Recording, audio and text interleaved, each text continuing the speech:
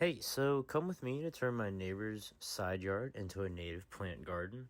My neighbor is pretty old and it's a pretty big side yard to be mowing, so I decided to help him out and came up with this idea to turn this into this.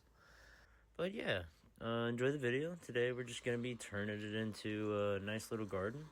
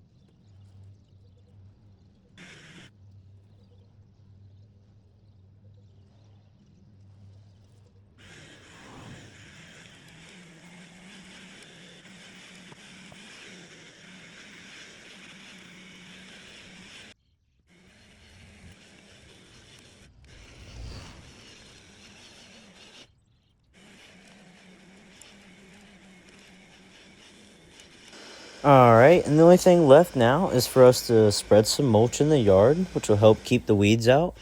And after we do that, we're going to plant some native flowers. Native plants are awesome because they really benefit the local birds, insects, and butterflies. Some of them really need these in order to survive as they are host plants and essential food sources. Keep an eye out for the next video as I plan to update the progress of the garden.